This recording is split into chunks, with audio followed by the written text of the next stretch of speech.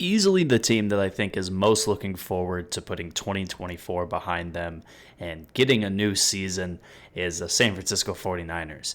A year after they had 232 combined missed games by their players due to injury, they're looking forward to being healthy. They're looking forward to putting a new squad out there with a lot of faces leaving the team and a lot of backups and new faces through the draft joining this team.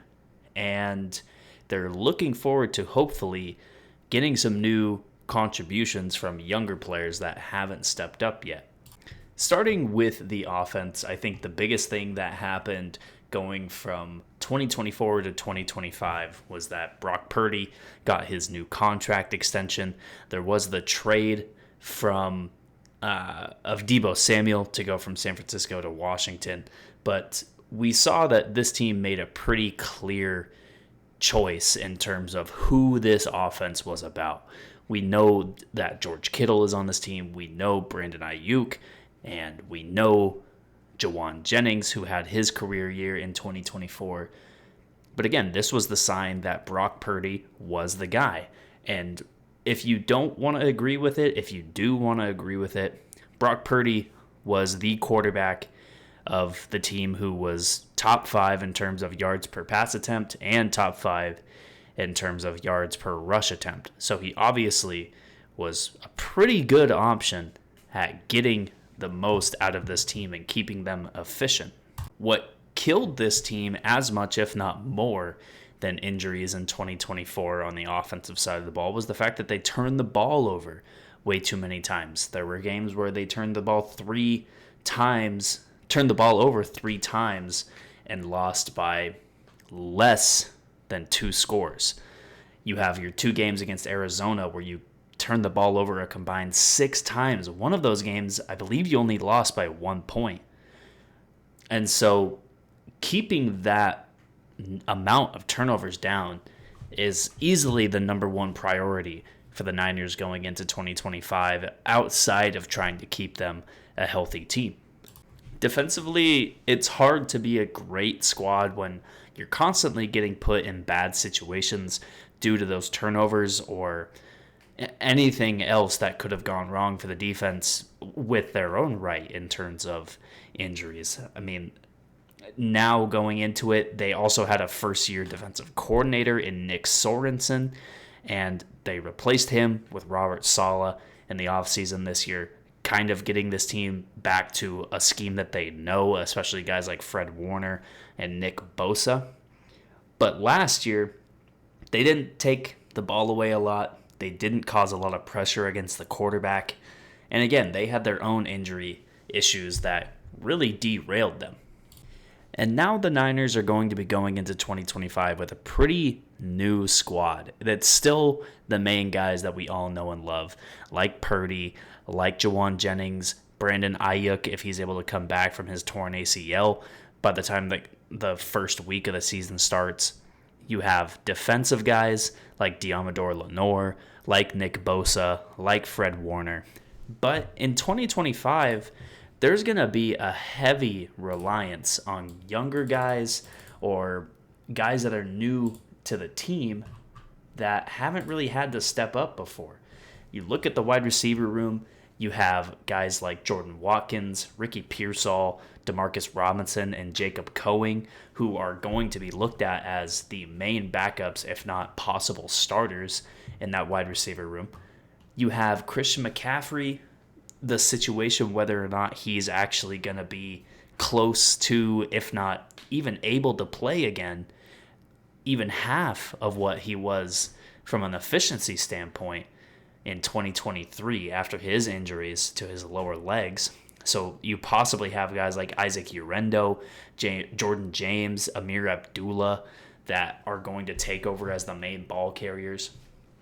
And then defensively, you have your draft picks that I think are really going to be the main story of this squad. Mykel Williams, you're hoping on the opposite side of Nick Bosa, gives them a 1-2 punch in the pass rushing game. You also have interior players like CJ West and Alfred Collins that you drafted in the 2nd and 4th rounds this year. And then Upton Stout, slots in as your number one nickelback again from the draft this year, and you bring over two brand new starting safeties with Jason Pinnock and Richie Grant. I mean, even the special teams game, you have a brand new long snapper, you have a brand new punter. All in all, there's going to be a lot of brand new things to the San Francisco 49ers.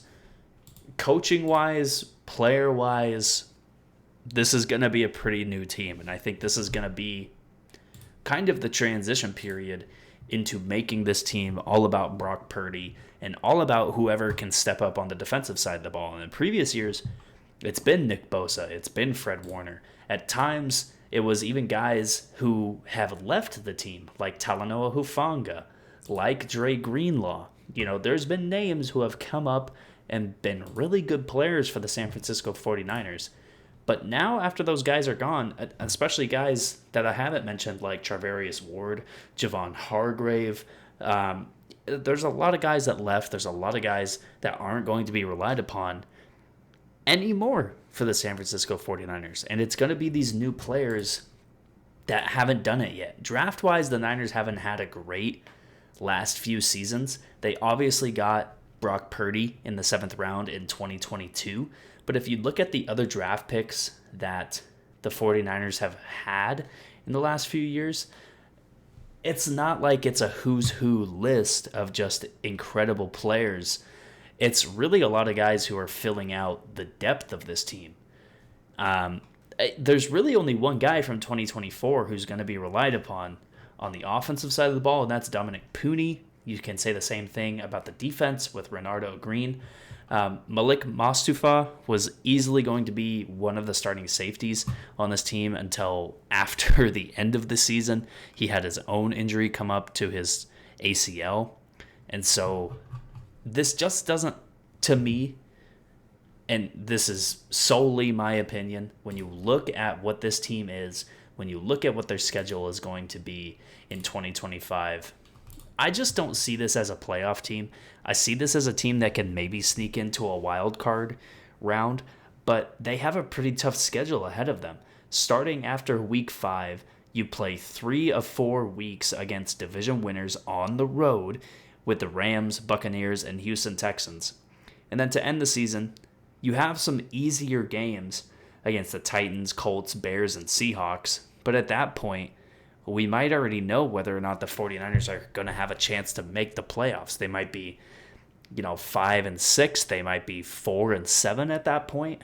And at that point, it's kind of like, do we really want to push the gas pedal, possibly hurt guys going into the offseason and going into 2026?